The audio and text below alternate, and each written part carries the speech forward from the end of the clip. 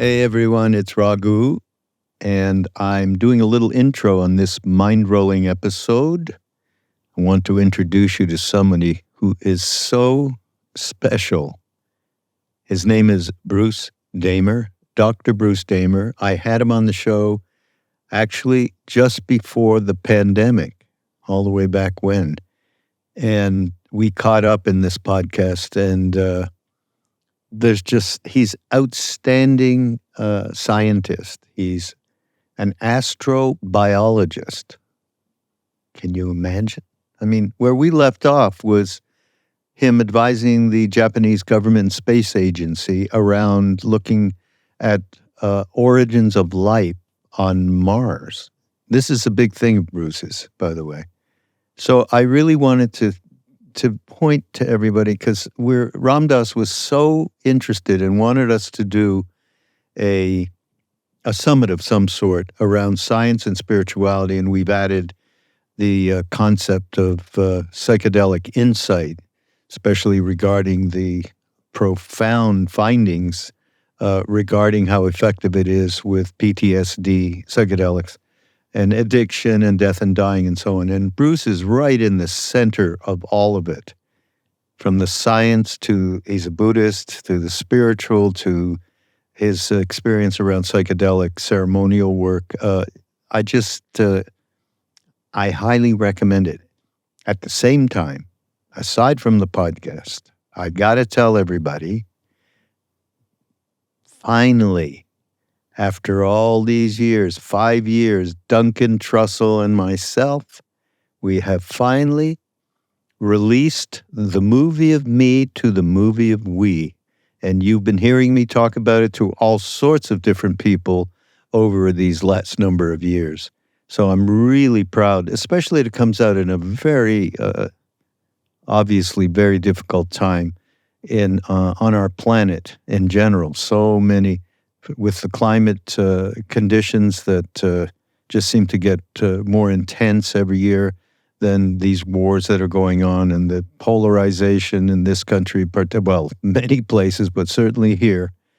So I'm kind of happy because it addresses the way in which we all are very, very attached to our habitual patterns and neurotic tendencies and belief systems that don't allow for any other space to happen from anybody. We are difficult humans. And so Duncan and I talk about this, and we, go through our own stories, the way that we have believed them, the way we have believed our thoughts, the way that we have projected, and so on. And look to our teachers, basically, to advise on what are the ways in which we can transform this gigantic self-interest that we have on a day-to-day basis. So anyhow, I'm really happy about this, and I just go to movieofme.com, and all the links will be there for the audiobook. There's an ebook as well, but it's really the audiobook gives the the way in which Duncan and I have a lot of love and a good rapport, and we have fun. So there's a lot of fun in this, aside from, maybe some interesting information. I hope so. So check it out, movieofme.com. And please enjoy this podcast with Dr. Bruce Damer. It's just one of the most exceptional, really, one of the most exceptional podcasts that I've been part of in a long time. See you next time. Hey everyone, I'm so happy to be back here with Mindrolling and an old friend, Bruce Damer, Dr. Bruce Damer, and we just figured out that we haven't been in touch since the pandemic. It took us a bit to catch up, but welcome, Bruce. Happy to have you here. Thank you, Raghu. It's so great. All right, well, okay, where did we? One of the things where we left off to mention is you were in Japan not long before we had that chat, advising a Japanese space agency, I believe, around their explorations into the origins of life. That's more your your exploration, but I don't know what their mission was. But on Mars, right? So from there to here, what happened? Oh my gosh, so much has happened in the science. The American OSIRIS-REx mission landed 70 grams of asteroid material 2 weeks ago in Oh, the Utah desert. And when I go around to give talks, I carry a little vial of meteorite material that ah, people can sniff. And you can smell this beautiful, smoky, ash-like smell. And it's the smell of the birth of the solar system. wow. And the organics that you're smelling, the polycyclic aromatics, are some of the building blocks of life. And this particular little vial of ash, meteorite ash that I have, is older than Earth. Yeah. That ash material is 4.6 billion years old, formed before Earth actually formed. So it's like a snifter with a vintage of a vintage of Yeah. wine that is it's actually the oldest thing your nervous system would ever touch. Whoa. And it's kind of, I've handed it around to thousands of people in audiences, and including people like Deepak Chopra and others. And yeah, it's kind of it's a personal embodied experience of the creation in some ways through science. That's so great. Wow. All right. Are you any further into any more insights into the origins and who the hell are we and how did we get here? Yes. In fact, since our last conversation, I went with the whole team. We went to a month later. This is in February 2020, just before COVID shut down the country. So we had to get back from Auckland before that happened. But the week before, we had been in the bubbling hot springs at a place called Hell's Gate, supported by Maori tribes people. And I and the students from Australia and New Zealand were bending over little vials set into the hot spring, bubbling away, and we formed protocells. We formed these little membranous sacs that glow under fluorescent microscopy, and within them is a stitched together RNA and even self-assembled DNA. So it worked. So it worked in the actual live environment where we think life started 4 billion years ago. It worked in modern New Zealand. And so we dried those solutions down, flew back to California, then the pandemic hit. But we were able to put them under the microscope and see these little glowing blobs. We repeated that at Fly Geyser near Burning Man, on Burning Man's land at Fly Ranch twice, once with the BBC filming us. And it turns out that this idea, this wet-dry cycling in hot springs that can make these little protocells and fill them with polymers, it has almost, I'd say, a philosophical outflow that branches into spiritual thinking and a new idea for the 20s. So I think in our last podcast, or actually it was in the conversation Ram Dass had with Amit Goswami in 1980. So great, yeah. It was so great, right? That's from, the Be Here Now, the podcast series, Be Here Now, episode 160 for the listeners. You've got to go and listen to that. Yeah, that's phenomenal. Yeah, it's phenomenal. And what Goswami talks about is the philosophical and spiritual shift that happened in the 1920s with relativity, with the idea that time is malleable. And they get into it. So Ram Dass gets into it, talking about time invariance in experience, where your consciousness could smoosh around. You could be tapping from older things into newer things, into future things. And this is possibly the experience of some of the gurus in India that reach these states, these non-dual states, and stay within them. They stay high, in a sense. And so that conversation is inspiring because in the 2020s, through this basic science, we may have discovered another fundamental truth, that life is an inseparable blob, an inseparable protocellular mass, that the origin of life started not with individual protocells in competition, in sort of the red in tooth and claw idea from the 19th century from Herbert Spencer, but as a interconnected, interdependent, co-sharing communal complex. So those little glowing blobs in our microscopes that we formed in the various hot springs, when the spring is drying down, they form this grouping. And the grouping lights up, potentially with chemical interactions and networks. So the common ancestor of all life is not a little individual cell, primitive cell that's duking it out alone in the universe. It's actually a communal mass that is a body in growth, a body in adaptation.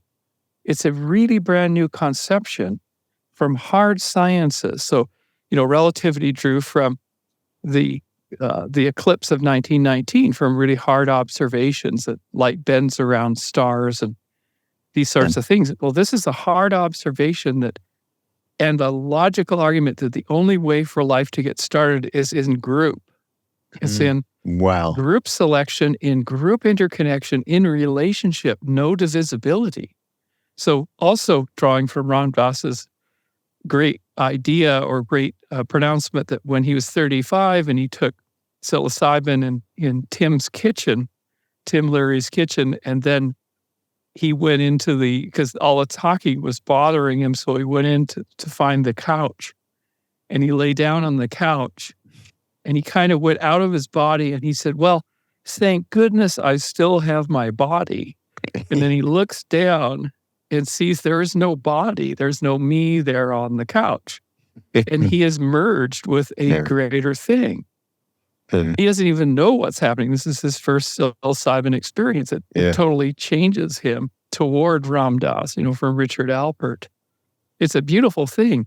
And that the next thing he realizes is that all the roles, the petulant upstart professor, tenured faculty at Stanford with a green sports car and motorcycles and all this, the pilot's license and all these things, who he is, all that has dropped away.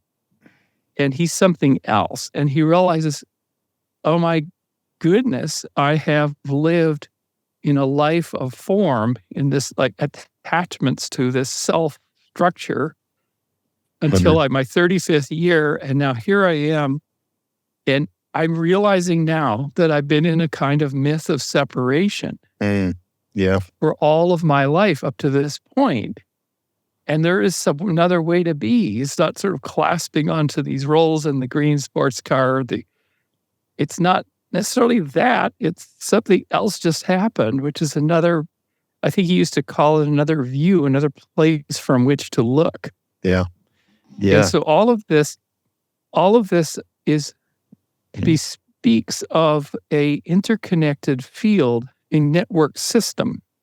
And so what we may have discovered, Raghu, on the shores of these little hot springs, as this ignoble sludge emerges, and the sludge is this interconnected field, and it literally pops out of the cosmos. It pops into reality at life's origins and it's the progenitor for life. It enables life to come, which is the dividing protocell, becoming the living cellular community. Wow. And it's a powerful frickin' medium. It's the philosopher's stone of our time, effectively. Is this written up? Have you written this up? Yes, there are several new articles, new publications. One is being developed now for a journal called Astrobiology, which is sort of the leading journal in our field, which is called Astrobiology. It will be a magnum opus. So we're actually having a meeting next week with the writing team of Dave Deemer and Povila Simonis, who's our postdoc. And we've been invited to do this huge framework article, life emerging at all the scales and all the landscape it emerges on. And we'll invite a dozen other colleagues to populate a special issue. It'll probably be out in 2025. So that will mid-decade capture this huge conception. And along the way, I met a Whiteheadian philosopher named Matt Segal, and he's taking it off into Whiteheadian process thought. What is And that? then Whiteheadian.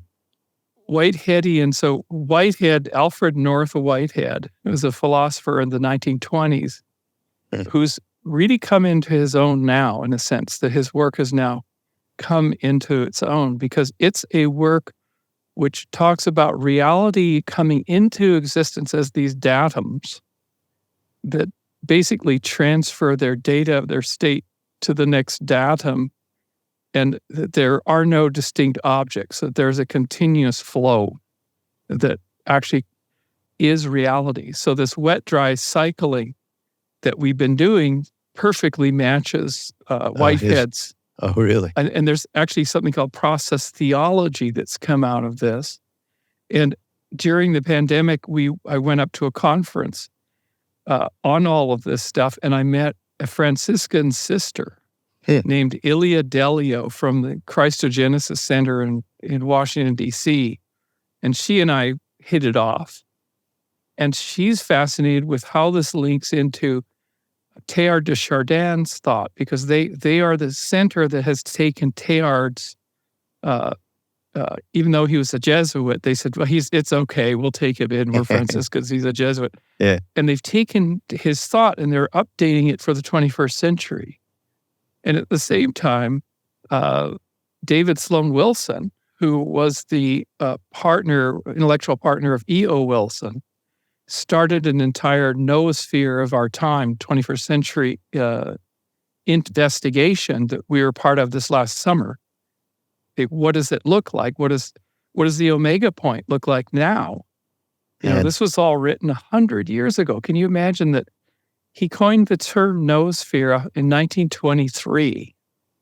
This Jesuit priest / paleontologist. So Teilhard is a perfect blend. He's a perfect avatar for us for science meets spirituality. A Jesuit who is a paleontologist who wrote a visionary work.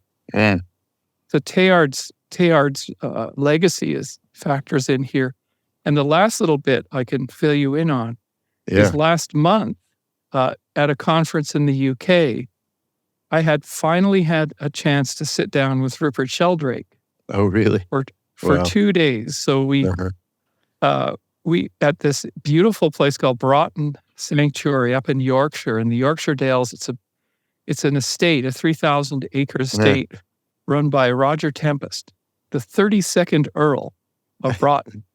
So literally, he has 31 predecessors going back to before the Battle of Hastings on this land. Real tulku. He's a guy in a hoodie. He's super cool. I love him. Catherine and I love him, and we love Broughton so much.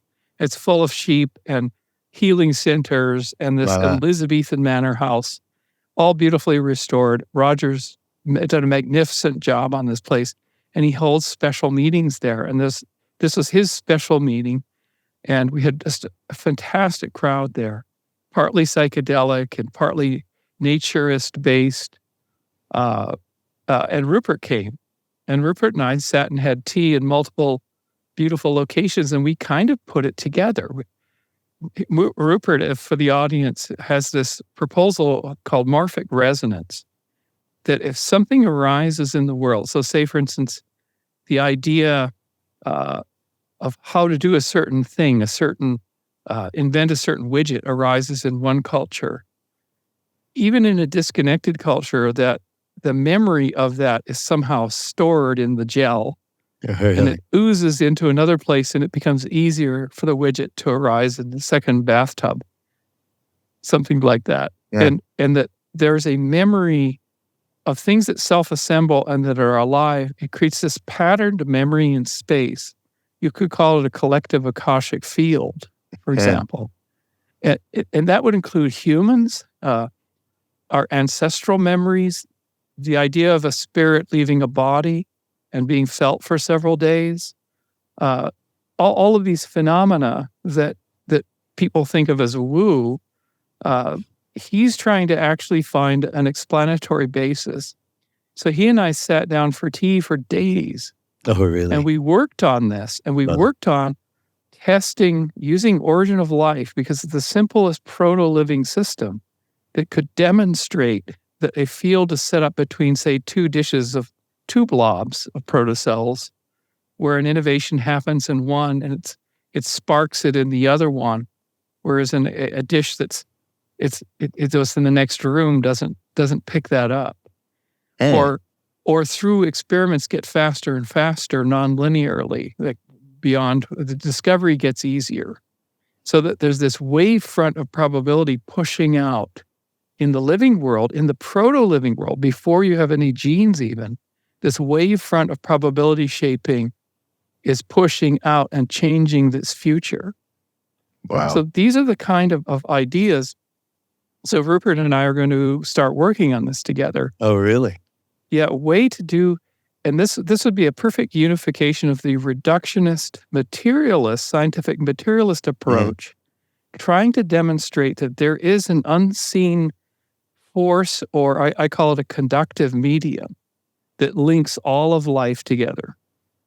And that conductive medium, if you're in resonance with it, if you're having a good day, for example, and you're like on it, you feel a flow state, you smile at your neighbor or the person at the hardware store, you create a better conductive medium. You've now interfaced with this thing that's now higher vibe and more positive, it's more groovy.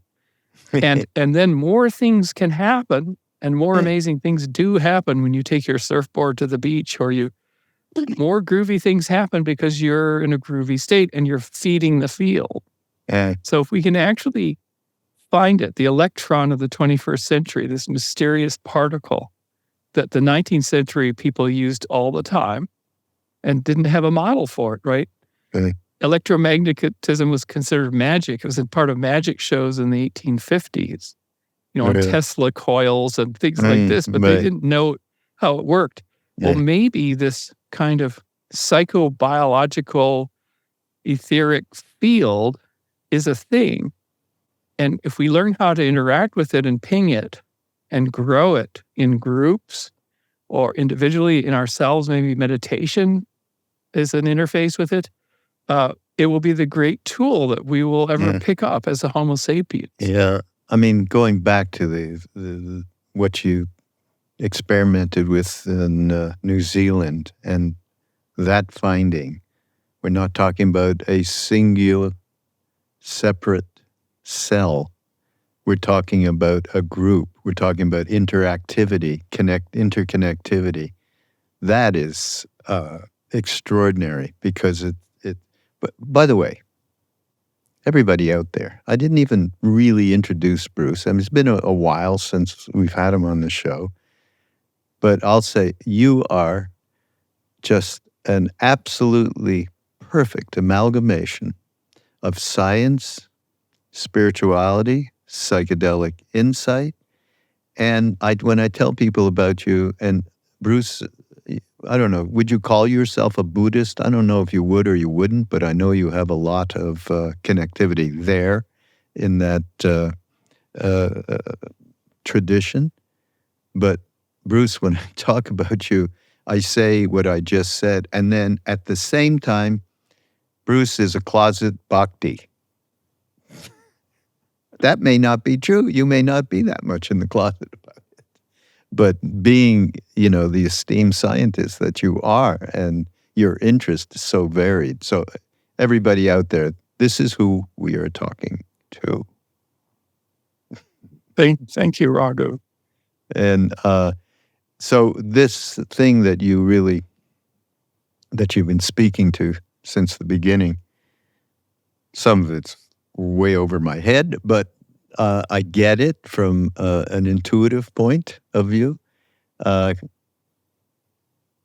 We are talking about this being, to me, the most important concept that we just don't have enough people experiencing, the interconnectivity of all being and who we are to each other. And we have the opposite of this manifesting in the world right now. Some really horrific pain and sufferings being inflicted And, so it takes me back. So one of the things, everybody out there, we are trying to put something together, and that Bruce would be a big part of, around just an investigation that Ram Dass called for before he left. He really, I think you and I talked about it, he really wanted to get something going, summit, symposium, whatever the hell we want to call it, retreat, where there was a deep investigation on a number of different points of people with different points of view around and had experience in all of these métiers, as they say in French, practice. And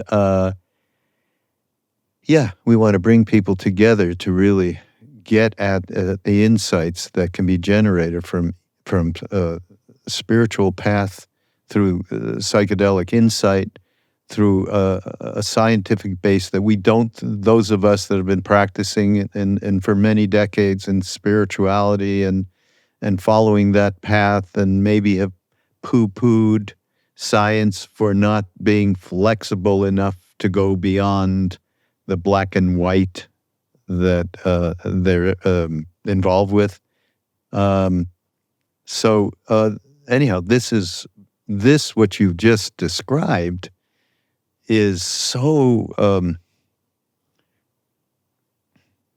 it's like finding a safe zone or something. Wow, it's real. This is not bullshit. We see it when we get together in certain situations, and we've seen it over many, many years. It's what Ram Dass has always represented, connecting with people. I wouldn't be here today without that. So, that's just marvelous. The take home that I took from the 1980 talk that he had with Amit Goswami, and the kind of, in a sense, the advice that Ram Dass can give any young scientist, and I would also suggest even technologist, who's trying to get out of the box, trying to make real breakthroughs, is the following: that for a moment, or maybe as your practice, you can become the datum. You can become, instead of the observer that's outside the system and just trying to test and measure it in a very Cartesian way, why don't you become the thing itself? Become the experience. And that's the route to all the great spiritual practice, is to basically give up the structure and your preconceived notions and allow a bigger force to allow you to become something else, to get outside your frame, I think that Ram Dass called it. And I realized when I was listening to this has actually been my practice. So, for example, if you can't, I think Einstein said something like, you can't solve a hard problem from the preconceived notions that lead to the posing of the question or to the obstruction. You actually have to get outside. And Einstein did thought experiments. He would let his whole system go. His famous one is running alongside a beam of light when he was 16. It's like a dream. He called it the Gedanken experiment, thought experiment. Wow. But for him, they were reveries. For some physicists, they go into imaginal space and they see a beam going from one place to another and a type of receptor. And they might set that up and try to run it in their heads. Einstein, on the other hand, would pose the problem to the universe extant and then wait for the download. Yes. And the download for general relativity, which I think came to him around 1912 or 13, he describes coming through his body as a knowing. And then the embodied experiment, the thought experiment that happened, was a man falling through space in an elevator in free fall. And if the elevator was in free fall, for that man, there would exist no gravitational field. But as soon as the elevator slowed and basically the man's feet went back down and his briefcase fell to the bottom, there would be pressure on his feet. And we call that gravity. But if you took the elevator into space where there was no gravitational field, and you actually accelerated the elevator toward the moon, put some boosters on it, the guy would also fall down to the bottom of it, and his suitcase would land there too, and he would feel that same pressure. And the happiest moment of Einstein's life at that moment was realizing the equivalence of gravity and acceleration. They were the same. They had the same effect. They were the same. And that led to a theory of gravity called general relativity and changed the world again. So Einstein was, in a sense, an avatar of a bigger realm. He was a mystic. He was a scientific mystic. And he trusted in the ability of that mystical field to grab him by the shirt collar and take him on that journey. Now, of course, you and I, in our last conversation, asked the question, what in the heck is doing that? What's grabbing you by the shirt collar? What is choreographing that download? What bigger thing?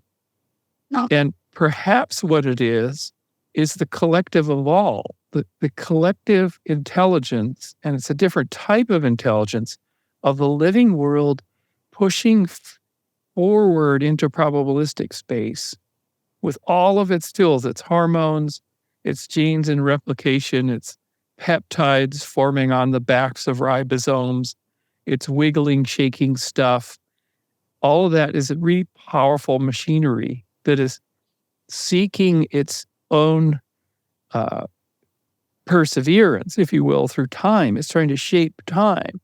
So if you look at what cells do and what protocells, what we can do when we design protocells in the lab and watch what they can do, just scale that up massively, and you end up with a system that I think is large enough to be explanatory for all these phenomena. It's an operating system. It's a loving, fantastical, shimmering, interconnected OS that is made by the living world that is the benefit. We are the incredible beneficial surfers in there. And the more we open to nature, the living world that actually is, which includes our fellow beings, the more we tap into its amazingness. So we don't need extraterrestrial explanations. We have it all right in front of us. In a sense. Well, in this thing with Ramdas and Amit Goswami that you're referring to, there is some conversation about just this in terms of the universal intelligence and what beings can experience. And he says that's probably what your guru was all about, something like that. And when you just said, so it's like an operating system that is just completely interconnected with absolutely everything. Not everything is available, and nothing is available. And that, sometimes when people say, "What was it like to be around Neem Karoli Baba?" I say, well, I probably wouldn't have said this then because this is too long ago. In terms of the age, the digital age that we're in now. But I would say it was it was more like a computer, I'd say, I have said. And that computer did the right thing for what was necessary for each individual hanging around it. And it wasn't, people say, well, he made a decision to tell somebody something that they couldn't, nobody could have known. About their private lives, or why did that apple hit me in the head and it caused all of these revelations that I never even knew I had in me, and so on and so forth. It was OS. It was an operating system. There wasn't a somebody thinking, now that guy, he needs this, woman needs it. There was nothing going on. It was just present. It's almost like Maharishi was just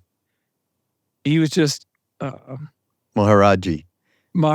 Big difference. Maharaji. I'm sorry I said that. I'll call it Neem Karoli Baba. Yeah, Neem Karoli Baba. Yeah. It was interesting that if you read his history, I think he arrived on train into this little town, right? Uh-huh. And he was just there. Like he himself didn't have a kind of directiveness. He No. just was, he in a sense set himself, he didn't even set himself up. He just arrived in a place that he fell into the operating system of that place that may also be time invariant. Because sometime in the future, there was this dude who was going to walk up a hill and see a man in white surrounded by people and immediately reject it and say, oh my God, I can't go any further. Having actually been bustled up to the place, the Neem Karoli Baba looks in his eyes and he feels something different, this guy that shows up, this Richard Alpert, Dick Alpert. Yeah. And he looks in and he feels something coming on. And Neem Karoli Baba said, you were thinking of your mother last night. Yeah. And so his mind was blown in one direction, which actually took his guard down immediately about some guru or some cult. Yeah. So his he was guard being taken over. He was being taken over. So it was shot. His logical mind was blown wide open because this is a fact. This is the probability of this is so small that anybody would ask him exactly that question, which was right on. And then his system opened, and Neem Karoli Baba could then look into Dick Alpert and give him, instead of like, higher than thou, aren't I smart, I figured that out. No, he gave him unconditional love in that moment. Yeah, and so that the surfing that he was able to do, he wasn't even really surfing, he just was. And then I think of this as like tendrils moving through people. So he was a low resistance, high concentration, high potentiating, tendril moving electron flow thing, just doing what it does because the system was so open and so healed and so curious and humorous in a way. Now, I've never met him, but very. And then so all the other people were able to kind of come into that field and be lifted into it and taken out of their frames, just as what happened to, young, petulant Dick Alpert at that moment. Yeah. But it was so easeful. It was just a natural, just occurred because of the environment that was operating as an OS. It was operating as this. I love that idea. It is group field, right? And we can all do it. If we get into a room, set an intention, and we walk around, look at each other in the eye, we move back and forth, we can actually build group field. I mean, this happens at rock concerts all the time, and suddenly everybody's in this uplifted, probabilistic, incredible milieu. Yeah. And so I think it's definitely the antidote to separation and fear and anxiety from social media, the news and stuff is group field. It's our, and it goes way back, Raghu, because did you know that 90 million years ago, our deepest ancestors were little insectivores. So the first proto-primates, the prosimians, had little femur bones about that long and little whip tails, and they had binocular vision, and they were insect eaters in the rainforest canopy before the Chicxulub meteorite impact. So they had consciousness? They were kind of like super smart mice. Oh, yeah. With binocular forward vision. And their main food source was the proteins of dragonflies, baked, to a crisp. And they ate flowers, they ate carbohydrate, and they also crave sugars. And so it's the burger, fries, and the shake diet that we have, because we're not technically we're not carnivores or herbivores. We're actually insectivores. That's our deepest lineage. Yeah. Oh, now, one of the things that insectivore communities like that do is they form balls. So for security, they form these tight balls to keep warm because they're mammals, and maybe in a cove or a little container in a high forest canopy, tree or something. And that's their security. So they're constantly in physical contact, building their own field, and they have the collective awareness of what's going on. And I told one story once that came to me in a download which was of all of the seekers and all of the brave ones, they have a common origin. And the common origin of the seeker is what I call her overdrive, the young insectivore primate who is the teenager, who is a little more ballsy and experimental. And so the ball has formed and everyone's asleep. She's positioned herself on the outside frame, and she's tears herself very carefully away from the ball at night to go out onto the tree limb to not just explore, but she knows that at dawn, these trees emit sap.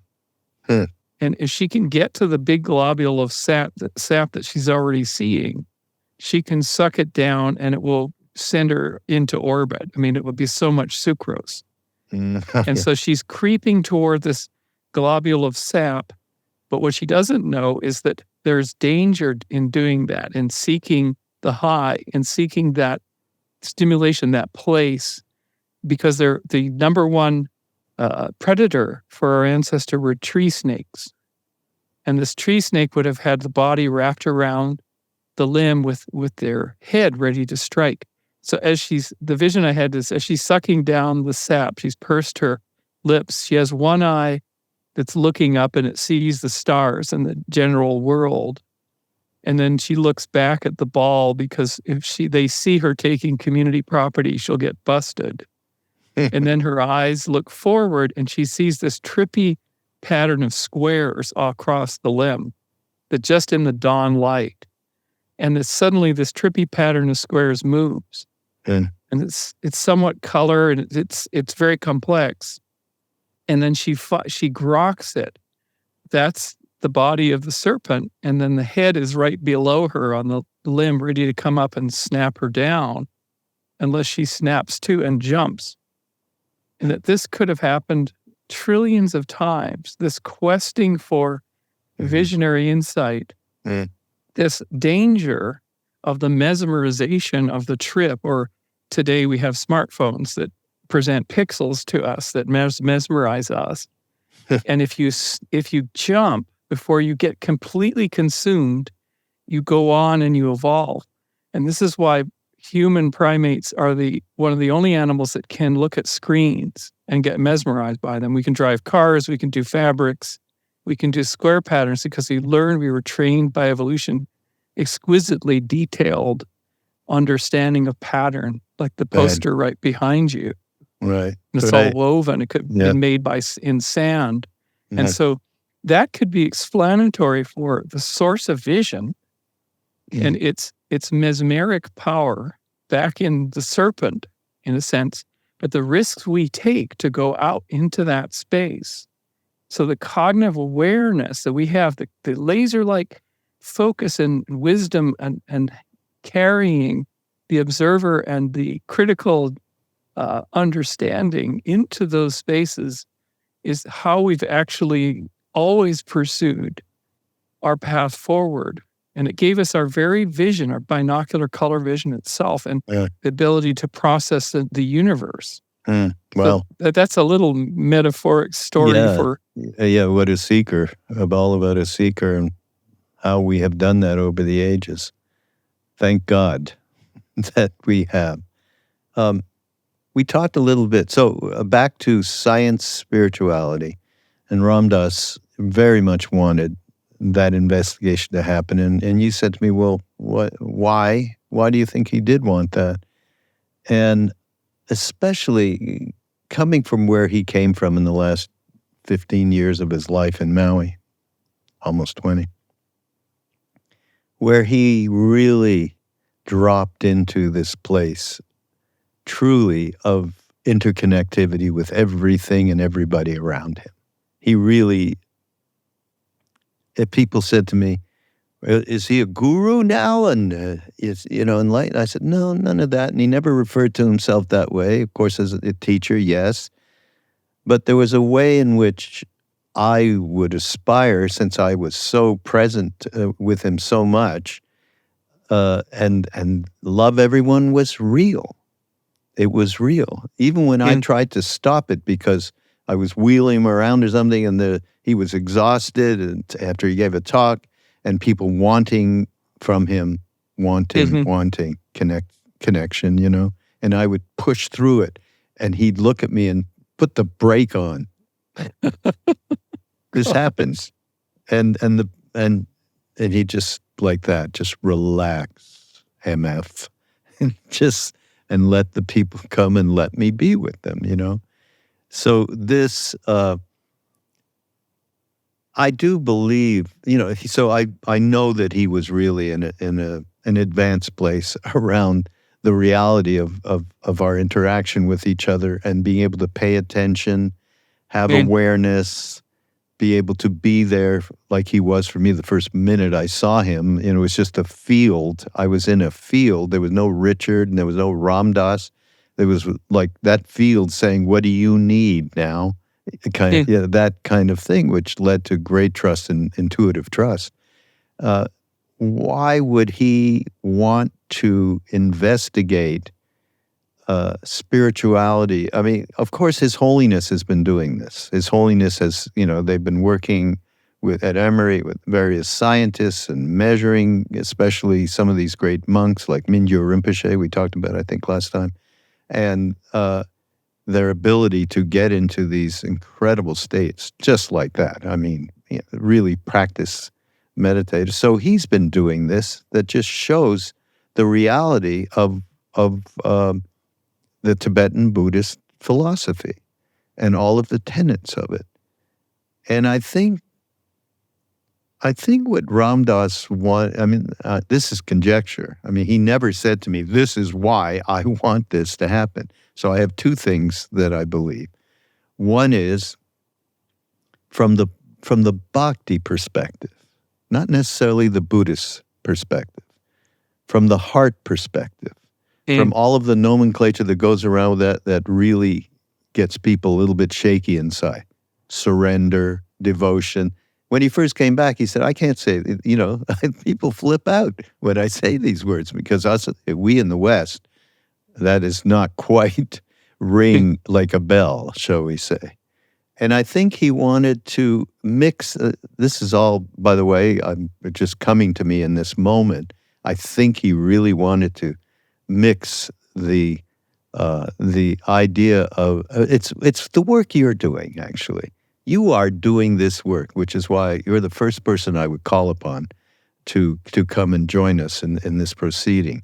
You are doing that work, which shows, just the beginning of our chat here, again, the interconnectivity it's being proved. I can't wait to see this this published article. You got to remember to send it to me. So I think that's what he was looking for. What you're doing is what he really wanted, to interact with minds that can show there is only one thing going on, not two, one.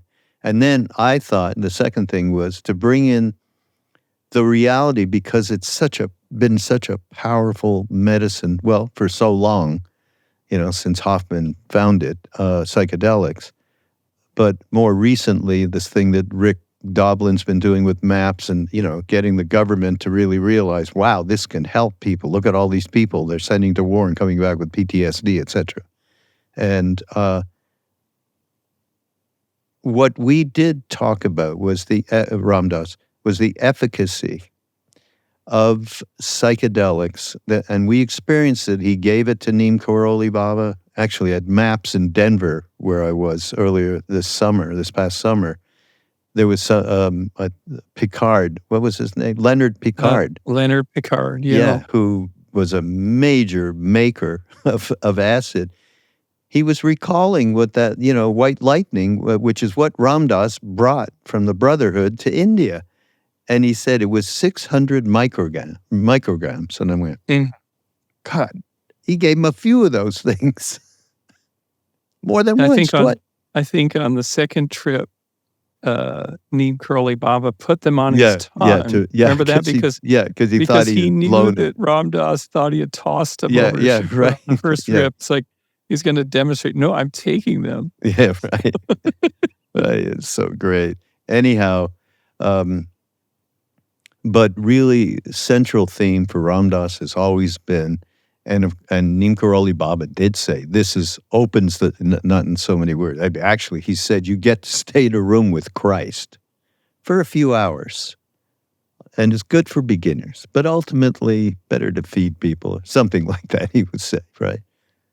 And Ram Dass, over many, many years, talked about the efficacy of the interconnected experience one has through entheogens and the insight that comes from that ineffable, at some point, experience. You cannot name it, but it takes you into another realm that is not you, that separate individual. What do you do with this? From then on is a big question. Many people, I wouldn't judge it, but, need that. They want that experience over and over and over. Maybe under the guise, I'll find out something else about dark places that need to be enlightened and so on. Maybe. But I think for Ram Dass, the integration process from these insights leads, for me, is what connects the idea of investigation through science and spirituality. I leave it to you to comment on that. Well, one of the things we came to, this was a couple of years ago, Dennis McKenna has this beautiful conference every 2 years. Yeah. And he wrote to me, I think at the end of 2021, saying, will you come? And I just came to me in a flash, like, maybe it's time to start talking again about the use of entheogens, LSD, these psychoactives in creative problem solving. And there had been a study, a pilot study by Willis Harman, who later went on to be the president of IONS, Institute of Noetic Sciences, for 20 years. And Jim Fadiman was part of that study. Yeah.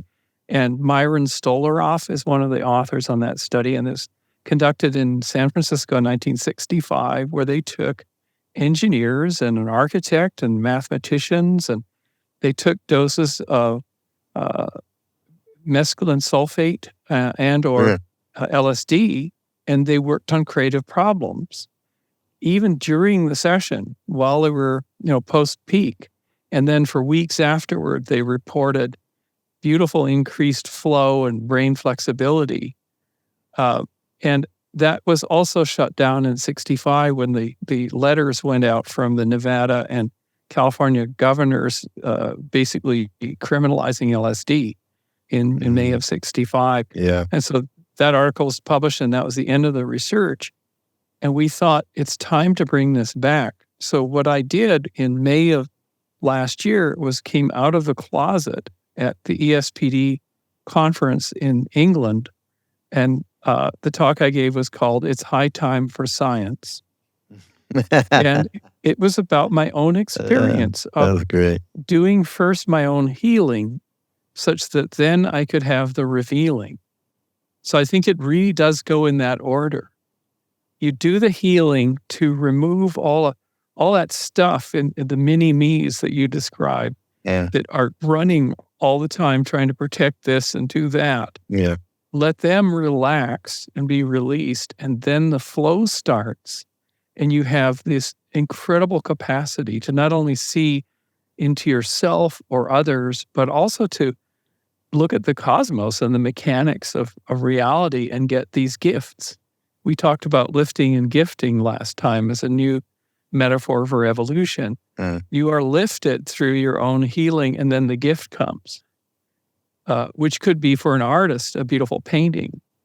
But for scientists who've been under the covers or in the closet for so many decades using these tools, combination of what you call endogenous tools or endo-tripping tools of just from within, and that can come through meditation, breath work. Breath work is one of my techniques. Yeah, I remember. And exogenous tools or exo, which is things coming from without. And this wonderful weaving of these states of mind that can be all on the natch, as Terence would call it, Terence McKenna, natural, or it could be the introduction of tryptamine psychedelics, which are particularly potent And in my case, it was ayahuasca that I turned to in 2013 for the healing of my birth, the fact that I was given up at birth and in a ward for 11 days and then taken home by my adoptive family. So I had I the didn't know that. rupture. Yeah, I had a rupture then, and I had to unwind it. I had to unravel and re-experience that. And ayahuasca helped me re-experience being in my mother's belly before they decided to give me up. So I felt her love. And that was one night in 2013. And then so released because my whole little system, my mini me, had been wondering, where was this love? Where did it go? And partly my autism, my childhood autism in the 60s, which didn't even have a name, autism or the spectrum, didn't come into. So I was this weird little kid made by that experience, that there was a protector, there was a traveler that would protect the little sensitive one. And it gave me the ability to travel and realm in worlds. And it was all my making, it's my boot code. And so that one night in Peru, I underwent this profound healing of experiencing my birth, my conception, growth from embryo and birth. And then I turned around to the entity that had given me, we call her Madre Ayahuasca. And I said to her, would you like to go to our collective birth, the birth of us all? Because I'm so close to it, but I haven't been able to become it. And because I was so clear and clean, it allowed me to be fully embodied into this quest and this question. I became that first dividing protocell, ripping itself apart. And watching its death, watching the failure, the budding part that was coming off was dead, but the part that was left behind was more alive. And that was the clue. That it was an incredibly crazy experience driven partly by my own endogenous juices. My endotripping system merged with a smaller dose of ayahuasca in partnership. And 3 months after that, the questions posed by why did the protocell create a dead offspring, the words came, death wrote the code of life. So in order for cells to learn how to create another, they have to try and try again and fail. And the only environment that they can do that in is in a collective, in a supportive community progenitor. If they try it on their own, they will fail and die. But if they're in a supportive system that allows them the resources and the surround protect to attempt these buds, then chemically it's actually feasible to move toward life itself.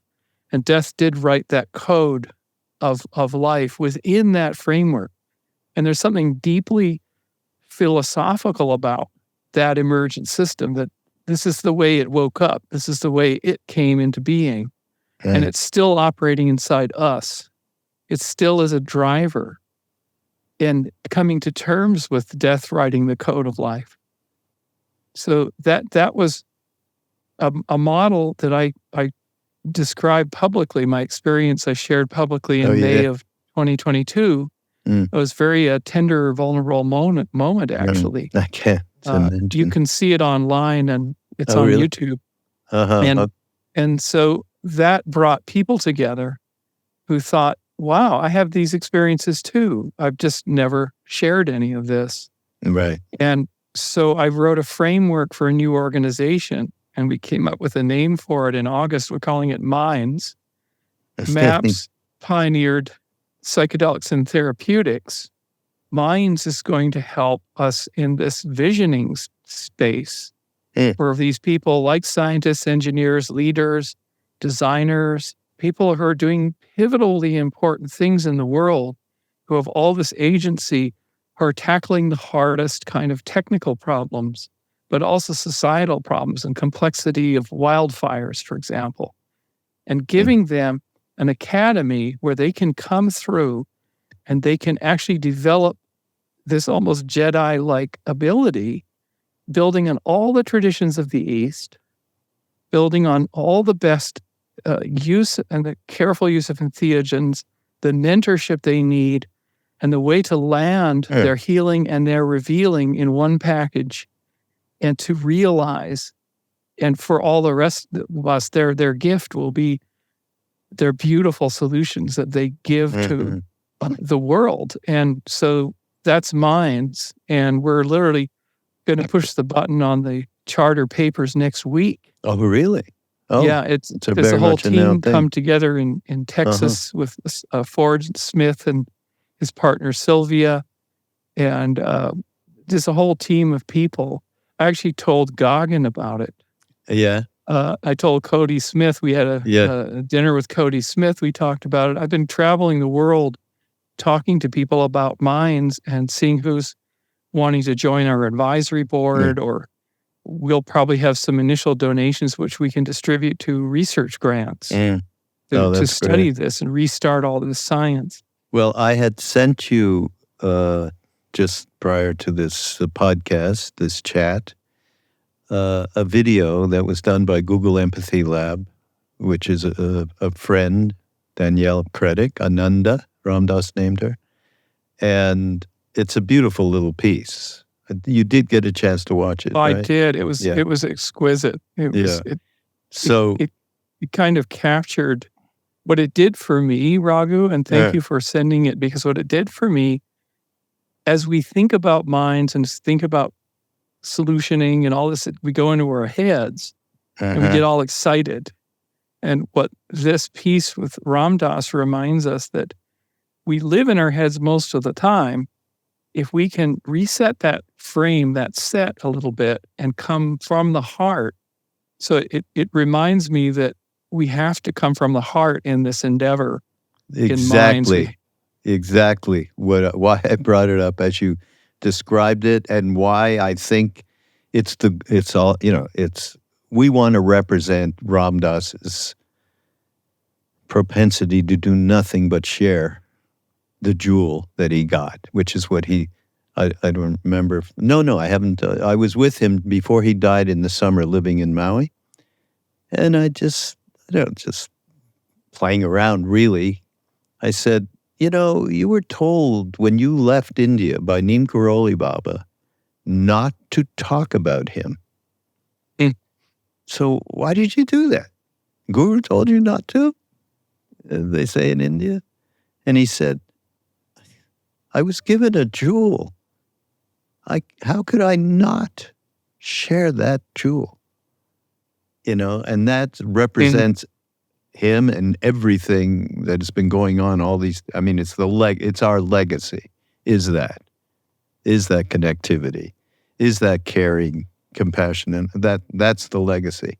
Not getting enlightened or anything like that.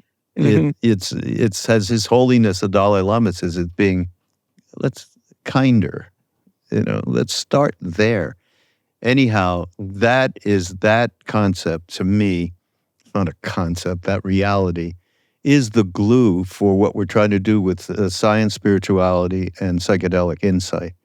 It is the glue for all of it. To me, it's the glue for Minds that you just described. And somehow that has to be injected into the conversation, shall we say. When I shared with our team at our all hands meeting on Tuesday that I would be having this conversation with you, they were so excited. And I said, yes, this tendril, if you will, reaching out into Ramdas's legacy is so important for us, because we need to onboard it fully in what we're doing, because it really is, if we're doing this from unconditional love and softness, because the people that we're working with are they're the prickly types. Alan Watts talks about the gooey people and the prickly people. These are prickly people, right? They're trying to get measure and number and get chips to work and all these sorts of things. They deal with investment and capital and things like this. But the goo part of it is looking each other in the eye with a twinkle and saying, I just love everything about you, or what we're doing, or let's be human for a moment. Let's be a little gooey. Don't let the goo ooze out of the room and it all become prickles. It's a bumper sticker, Bruce, for sure. It's a bumper sticker. So perhaps in some amazing way, you're kind of threading you and your approach and the legacy you're carrying can help us. You can thread into our organization in some way to also remind us about this, because I truly, as the founder of Minds, I have to be a good shepherd, and I have to ensure that there is health in the organism. And I think going to Naropa or to this event next year, being part of it, being part of these communities, the communities of wellness and thriving and looking in the eye and being gooey for a little bit, is so healthy for humans. Yeah. Even as we go and tackle, landing on Mars or whatever we're doing, which is more prickly, we have to not forego the exactly the body, the embodied goo that we are, and that goo is everything. Yeah. The goo allowed the prickly to grow up from it and figure out geometry and do all these sorts of things. We're still primarily gooey. But you have, in the very beginning of this podcast, where you describe what you found in New Zealand, when I said, what have you been doing since we met? And that description so aligns with the reality that we experienced around this particular being, around the work that we've been doing all these years, that reality being proven out by unconditional love, connection, by your work there, is what we're talking about: science, spirituality, and psychedelic insight. So wow, it can be one thing, and it through people sharing their stories. So people sharing the story of this unity of these great triumvirate, how they made it into one beautiful thing. Yeah. Just as Ram Dass had this one beautiful jewel that he carried the triumvirate to you and to the rest of us that he got from Neem Karoli Baba, that each person allowed to share their story of their jewel, perhaps. Yeah. Yes, absolutely. Oh, by the way, everybody, you'll go into the show notes and we're going to link up everything. Bruce is going to send me whatever links to the work that he's doing, and eventually this paper that's going to come out around this last event in New Zealand, and we will make sure that you have access, because it's all incredibly wonderful stuff, and I'm like thrilled. I've missed out the last couple of years, Bruce, but here we are. We're back. I've been thinking about you and wondering how everything was going, because I know that Ram Dass also wanted to move the Sangha to the mainland and sort of fully park it here for people. And I expect you were doing that and doing the organizational things that had to be done. Yeah, all of that is there. And we're pretty much going through a process since he left of how do we, we're getting on as well. How do we make sure that this legacy continues and is available to people? I mean, it's amazing, the next gen catching on. Well, I just had a psilocybin trip, and I get letters, and somebody gave me this book, Be Here Now. So you guys represent that, It's like, I'm 19 years old, and it's amazing, absolutely amazing.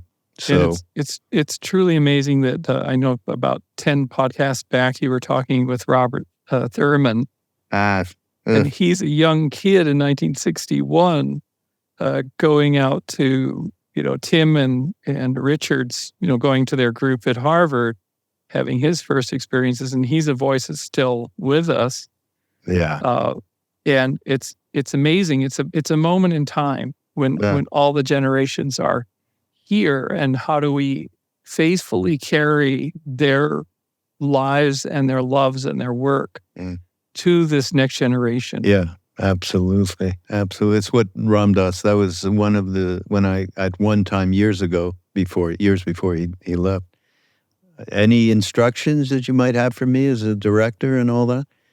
Just make sure that next generation, this information, these teachings are available on the platforms that they would normally go to, which has changed a lot. Now there's AI Ram Dass. We're working on that because right. we did somebody talking with Alan Watts. Yeah, right.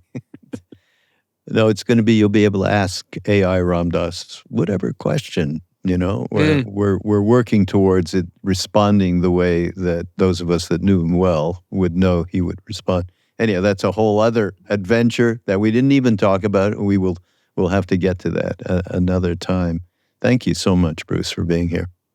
It's always a pleasure, and look forward to seeing you in our neck of the woods potentially this coming year. Yeah, that's going to happen, and one way or the other, that is going to happen for sure. So I look forward to it. Everybody, this is Mindrolling on Be Here Now Network. Go to BeHereNowNetwork.com and catch Alan Watts and Ram Dass.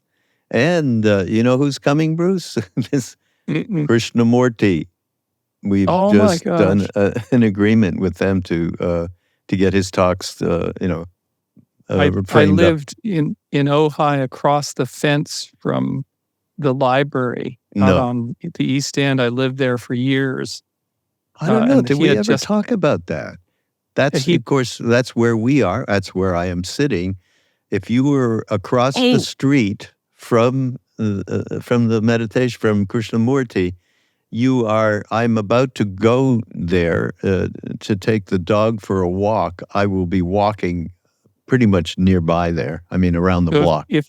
If you are on McAndrew and you make a right down this little lane, there's a stone wall down a gravel road right to the Topa boundary of the ranch. Oh, really? That was my house. My house is right there. No. From 1990 to 1992. Oh, really? 93. Yeah. Oh, wow. And he had just passed, I think, in 86. So the whole building was closed. Everything was closed there.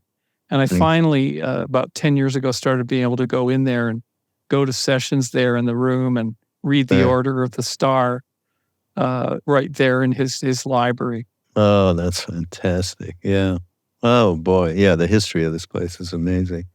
All right, everybody, we're going to see you next week. Again, thank you, Bruce, and onward and forward.